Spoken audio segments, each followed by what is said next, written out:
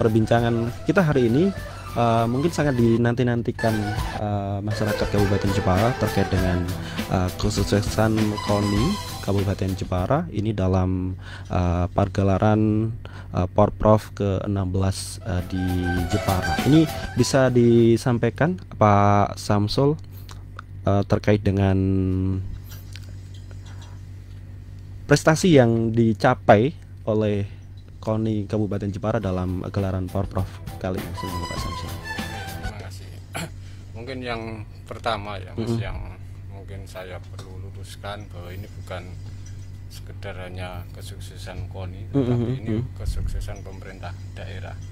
Karena di mana memang betul Pekan Olahraga Provinsi Jawa Tengah ini menjadi program 4 tahunan KONI Jateng.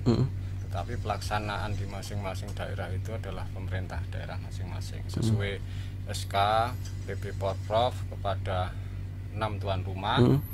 Jadi Bupati selaku Ketua Sub PB hanya di Jepara untuk memudahkan pelaksanaannya. Pak PJ Bupati mendisposisi Ketua Sub PB Pak Sikda Pak Edi Susetmiko, beliau sebagai Ketua Sub PB yang dimana itu bertanggung jawab penyelenggaraan maupun kesuksesan kontingen. Jadi berkaitan dengan Porprov di Jepara, nah, ini termasuk penanggung jawab semuanya Pak PJ Bupati, kemudian pengarahnya Bapak dari jajaran Forkopimda Kabupaten Jepara, Ketua Sub PB-nya Bapak Sikda, dan kepanitiaan dibantu pengurus KONI dan OPD terkait. Sehingga di Jepara itu ada 11 cabang olahraga, 18 tempat, dan kebanyakan di lingkungan Gelora Bumi Kartini, kemudian di tempat wisata Pantai Bandengan, kemudian di Desa Mbate, tepatnya di Sumosari, dan yang satunya lagi di Welahan, Gor Takro. Ya. Nah, mungkin sedikit perlu saya jabarkan agar masyarakat juga memahami bahwa kegiatan Porprov ini adalah kegiatan pemerintah, pelaksananya adalah pemerintah Kabupaten Jepara. Memang ini menjadi programnya KONI Jawa Tengah, dan pelaksananya anggota KONI Kabupaten Jawa Tengah. Ya. Nah, ini berkaitan dengan closing Mas, yang ini agak rame ya. Iya, closing ini berkaitan dengan closing ini menjadi tupoksinya KONI Jateng ya. KONI Jateng dengan pembiayaan sponsor, jadi bukan APBD.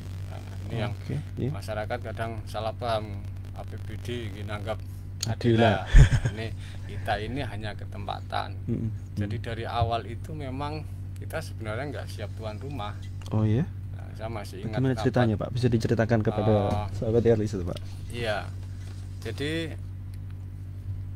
justru awalnya itu yang minta tuan rumah itu teman-teman dari Gerobokan ya, penutupan, nah, Gerobokan, kemudian Kudus. Nah, hasil verifikasi dari tim PB Porprov, tempat yang paling layak itu di Kabupaten Jepara. Nah, memang selama ini Porprov PON itu menggunakan stadion terbaik yang ada di daerah. Ini presta prestasi 4 tahunan olahraga prestasi di masing-masing provinsi. Jadi, sehingga awal rapat pertama penentuan itu juga sempat diskusi panjang melalui Bapak PJ Bupati dengan dihadiri oleh PB Porprov berkaitan dengan diskusi berkaitan dengan tempat. Ya. Nah, jadi KONI dalam hal ini tentu melaksanakan kebijakan dari PB Porprov Jawa Porprov Tengah Jawa Tengah. yang disetujui oleh Bapak PJ Bupati. Mm-mm. Nah, sebenarnya dari panitia kabupaten itu sudah menyiapkan segala skenario yang Skenarionya. tentunya salah satunya adalah menjaga lapangan. Menjaga lapangan agar lapangan nggak rusak, terutama rumputnya. Ya. Tapi settingan itu ternyata kejadian di luar dugaan. Jadi penonton yang sudah disetting duduk di stadion semua, dan kapasitasnya juga di luar kapasitas itu, kita dari EO itu sudah menyiapkan layar lebar di luar. Tapi yang hadir itu lebih dari 30.000. Sehingga yang disetting itu yang bisa masuk hanya tim defile atlet kita yang ini pulang semua untuk mewakili defile cabur-cabur yang ada di 35 kabupaten kota. Dan sekaligus arahan dari KONI Jateng sudah ini sekalian menjadi pestanya atlet-atlet Jepara yang berprestasi. Tetapi belum 1-2 lagu sudah ini aman. Situasinya sudah tidak kondusif, sehingga dari Pak Kapolres kemudian berdiskusi dengan Bapak PJ Bupati, akhirnya dalam situasi seperti itu mengambil kebijakan ini kalau tidak dibuka ya potensi terjadi seperti Kanjuruhan Malang akan terjadi. Karena apa? Anak-anak kecil, ibu-ibu ini situasinya injak-injakan. Maka akhirnya berpikir kalau nyawa ini tidak ada serepnya. Iya, benar sekali. Tapi kalau rumput masih bisa diperbaiki. Nah, saya dalam hal ini menceritakan kronologinya. Nanti Pak Lukman ini beliau sebagai kebetulan sekretaris penyelenggaraan, dan nanti akan termasuk beliau yang detik-detik itu beliaunya juga ada di situ. Nah, saya ingin sedikit berpesan kepada teman-teman supporter. Saya apresiasi dengan semangat militansi teman-teman supporter agar tim kebanggaan kita, tim kebanggaan Persijap, kebanggaan warga Jepara ini betul-betul dalam mempersiapkan Liga 2 ini tidak terganggu. Kan? Nah, saya sepakat itu. Nah, bagaimana kondisinya sekarang? Memang kemarin pasca penutupan, jadi paginya saya juga langsung cek, saya sesuaikan dengan kondisi di media sosial, termasuk Moncewu. Saya juga mendapatkan sebaran berita yang sebenarnya itu bukan gambar di GBK ya. Jadi ditutup sedikit kelihatan itu. Dan akunnya begitu saya buka juga itu akun palsu gitu. Nah, kemudian juga ada berita-berita yang sebenarnya saya tidak pernah diminta konfirmasi, tidak pernah ada berita ini. Dan kesesuaian di lapangan ya, pintu memang jebol, pintu dijebol, kemudian rumput injek-injek. Tapi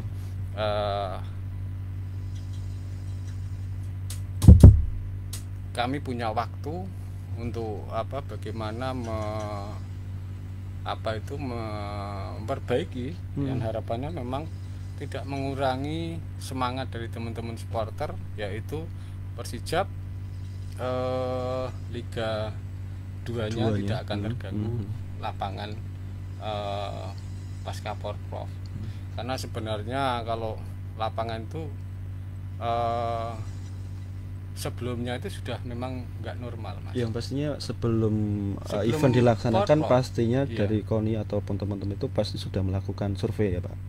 Tidak hanya melakukan survei, sudah melakukan perbaikan. Nah, ini kondisi sebelum Porprov digelar, apalagi itu sebelum closing itu, bagaimana sih kondisi GBK menurut Pak Samsul? Jadi saya sempat memperbaiki seminggu sebelum pelaksanaan Porprov ya, karena itu juga salah satu venue Porprov.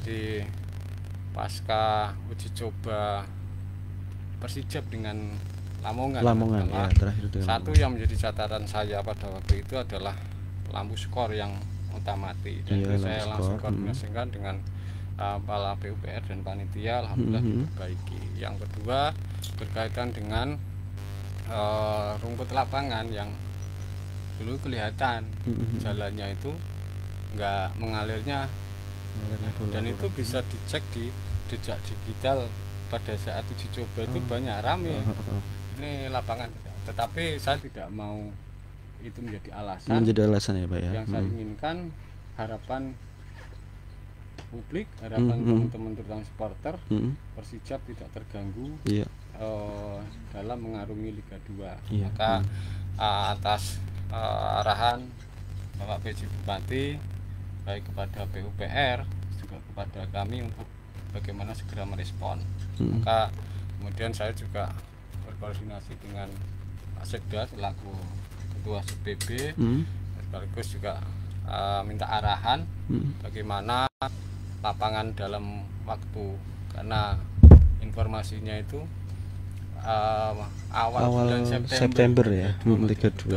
Nah, ini juga perlu saya sampaikan kepada teman-teman. Yang pertama, biar konteksnya nggak salah ya, bahwa stadion GBK ini bukan miliknya Persijap, miliknya pemerintah, dan cabang-cabang olahraga itu juga berhak untuk menempati. Nah, memang kita tidak pernah membenarkan kemudian menempati sak pendaknya rusak. Nah, maka tinggal ini bagaimana bentuk tanggung jawab teman-teman cabang olahraga melalui KONI, tentu KONI, sehingga tentu seizin dengan kepala PUPR karena itu ranahnya PUPR. Jadi saya mohon izin untuk mengawal perbaikan rumput lapangan. Dan di situ juga karena saya juga punya pengalaman Mas, 2016-17 itu saya jadi ketua PSSI. Kebetulan selama 2 tahun itu berturut-turut Kabupaten Jepara itu ditunjuk menjadi tuan rumah putaran final nasional Liga 2 Torabiga itu tahun 2017, kemudian Liga 3 dan putaran Suratin 2016. Hampir sama dihadapkan kondisi lapangan rumput yang dulu itu malah budaknya banyak gitu kan. Dan dulu itu juga bisa kami selesaikan dalam waktu tidak sampai berminggu-minggu. Dan saya kemudian tanya dengan Mas Madi yang memang sudah lama 14 tahun merawat di situ, dan beliau juga sering diundang untuk perbaikan rumput di mana itu Stadion Manahan Solo. Nah, kok kamu sekarang pindah di gedung wanita, tolong saya bantu bagaimana seperti dulu memperbaiki kamu di tahun 2017. Nah itu, dan ini sudah mulai. Nah, mohon maaf, memang ini kami kawal sampai pada pembiayaannya, karena sekali lagi ini bentuk tanggung jawab moral, bentuk tanggung jawab moral material terhadap teman-teman supporter, agar kerisauan teman-teman supporter di dalam menyaksikan tim kebanggaan nantinya tidak ada kendala. Nah, memang rapat penentuan itu juga sempat Mas, Pak Kepala Dinas PUPR itu menyampaikan kepada Bapak PJ Bupati, rumput GBK itu memang sudah umur Pak, sudah usia 14 tahun, sudah saatnya penggantian. Tetapi kan sampai hari ini saya kira alokasi anggaran kesana kan juga belum ada. Maka yang mungkin bisa kita lakukan adalah memaksimalkan perbaikan, dan teman-teman GBK terutama Kang Madi, sementara saya minta izin untuk bisa kembali selama 2 minggu lah untuk memperbaiki itu. Jadi itu saya kira yang berkaitan dengan mungkin di closing ya, ada kegalauan dari teman-teman supporter. Nah, saya senang sebagian itu ada yang datang lihat, biar antara kondisi di media sosial dengan yang di lapangan ini biar teman-teman bisa paham prosesnya, kerjanya kayak apa gitu. Nah kalau memang di situ kurang baik atau apa silahkan berikan masukan, karena kita punya waktu. Hanya ini Mas, yang kita minta 2 minggu itu, tetapi besok minggu itu buat uji coba. Persijap, dengan Bekasi. Bekasi itu ya. Kemarin juga sudah kami komunikasikan dengan Mas Egat Persijap, kemudian teman-teman apa itu yang merawat lapangan, kalau dipakai 2 hari nggak apa-apa Pak, nanti sampai berikutnya pokoknya kita off kan dari kegiatan murni untuk perbaikan semuanya. Nah ya ini terlalu sayang kalau lapangan nanti tidak bisa mendukung dan Liga 2 tidak bisa diputar di Jepara. Ini yang menjadi pemikiran dari teman-teman supporter. Jadi kalau kemudian dinamikanya itu kami sangat memahami kecintaan beliau, teman-teman ya kan. Tetapi sekali lagi saya juga ingin meluruskan bahwa kejadiannya tidak apa yang gambar-gambar di itu juga enggak jauh, enggak benar juga. Berarti tolong saya juga teman-teman supporter, intinya kita sama, bagaimana ini kita bisa selesaikan, dan harapan dari teman-teman supporter Persija bisa main di Jepara dengan lapangan yang lebih representatif. Harapan kami bisa menyelesaikan.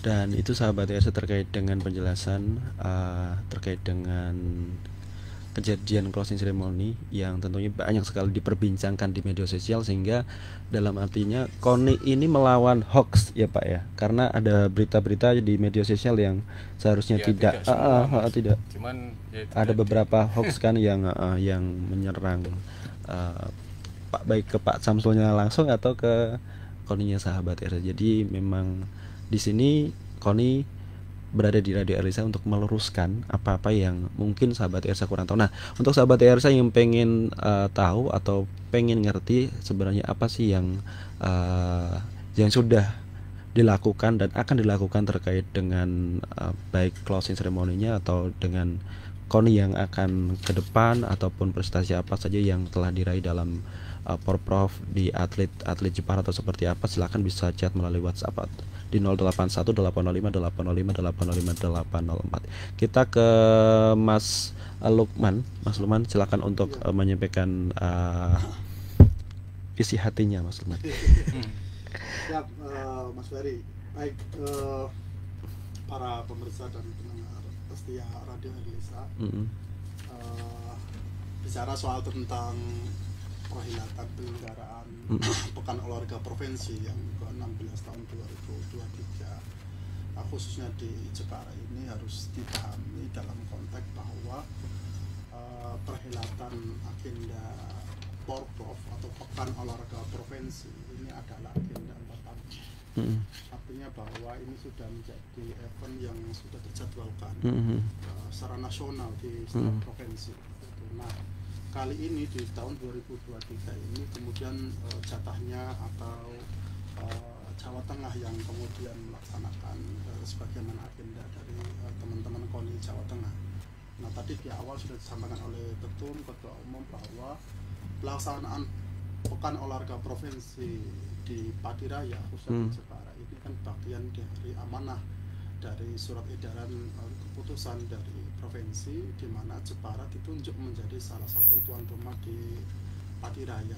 Nah, khusus di Kabupaten Jepara ini punya tanggung jawab untuk melaksanakan pertandingan di 11 cabang olahraga di 18 venue yang dipertandingkan. Kenapa 18? Karena memang satu cabur itu punya 3 sampai bahkan 6 ya tempat lokasi pertandingan yang berbeda-beda. Nah, Jepara itu mendapatkan kepercayaan di 11 cabang olahraga.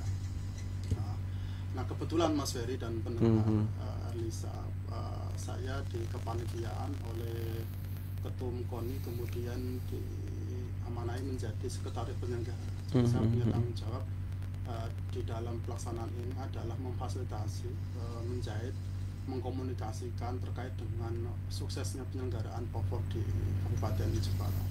Alhamdulillah dalam pelaksanaannya, perjalanannya, penyelenggaraan Pekan Olahraga Provinsi di Jawa Tengah khususnya di Kabupaten Jepara mendapatkan apresiasi. Ini saya ingin sampaikan karena persiapan kita itu ya cukup lumayan lama dan matang ya. Nah, dimulai tanggal 3 bulan Agustus itu kita sudah on ya, sudah melaksanakan kegiatan rangkaiannya. Ada mulai dari arak-arakan obor. Arak-arakan obor ini dimulai dari Grobogan Merapen, Mas Ferry.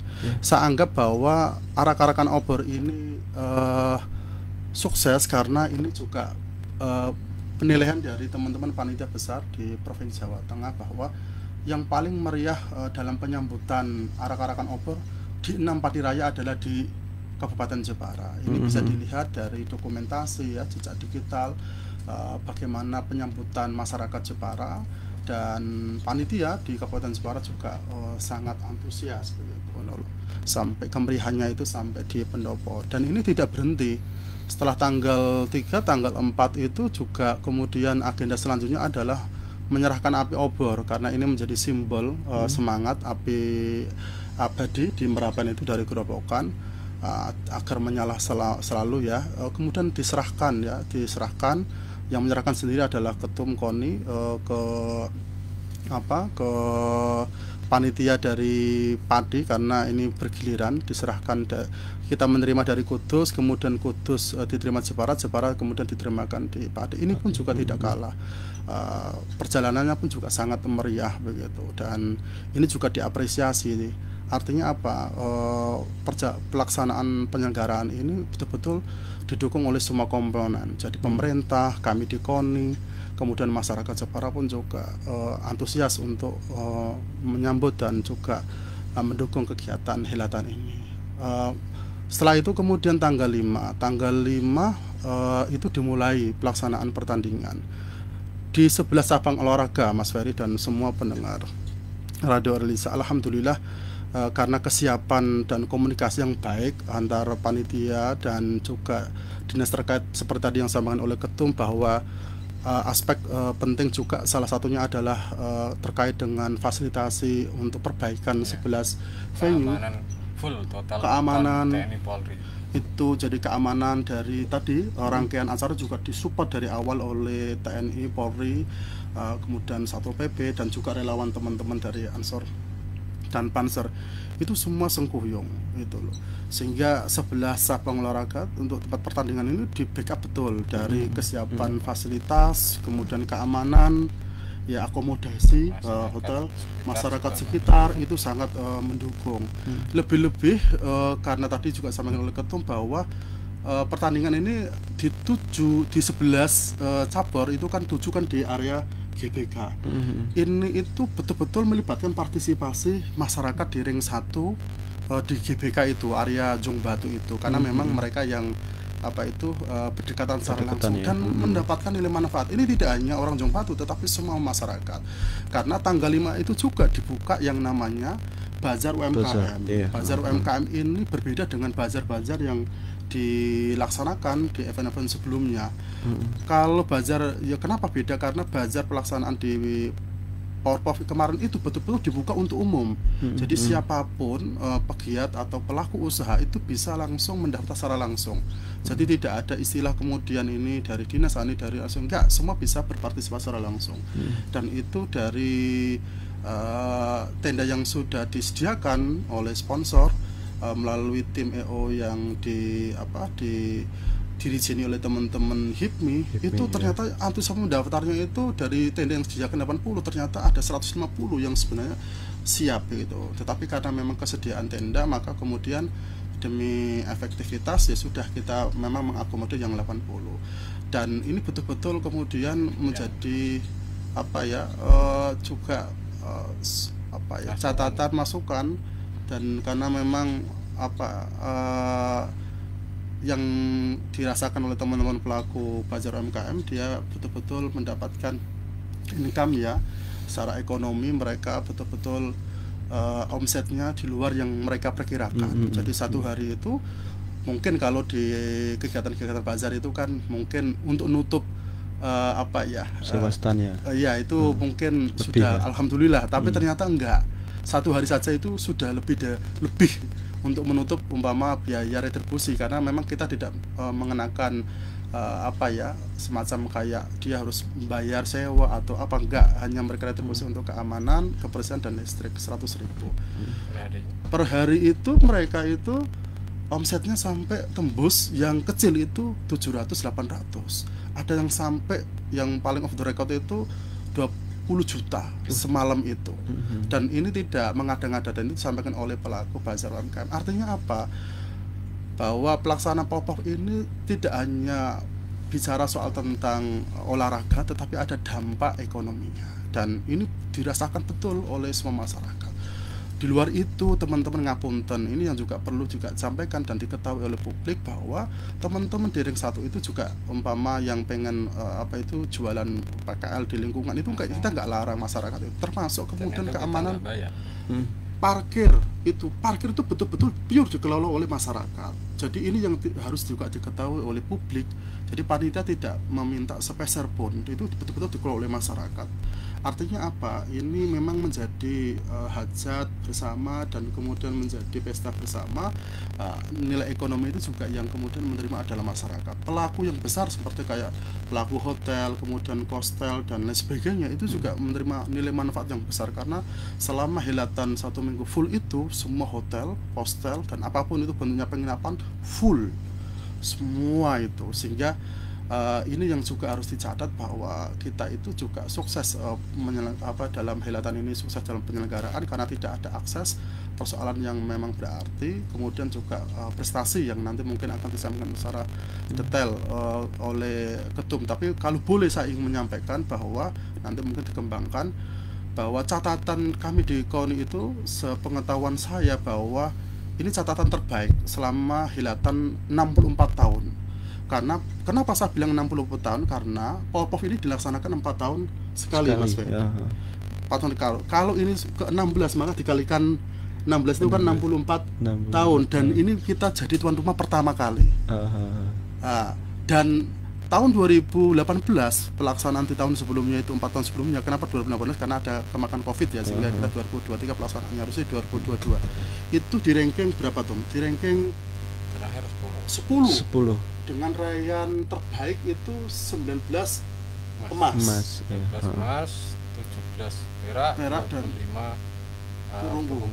Ini itu luar biasa, dengan proses yang tentu kita tidak mungkin sebentar untuk menyiapkan, tapi ini juga harus dicatat dan diapresiasi bersama-sama, bahwa kemudian di dalam tadi closingnya ada mungkin catatan, dan itu betul-betul saya ingin sampaikan tadi, karena Ketum ingin menyampaikan bahwa saat itu saya memang yang bertanggung jawab di lapangan, diminta untuk mengambil keputusan oleh pihak keamanan, ada Satpol PP, kemudian ada TNI, ada kepolisian, karena memang masyarakat yang di luar stadion itu antusiasme ingin masuk itu lebih besar dibandingkan yang di dalam, sehingga kemudian saat itu situasi sudah crowded.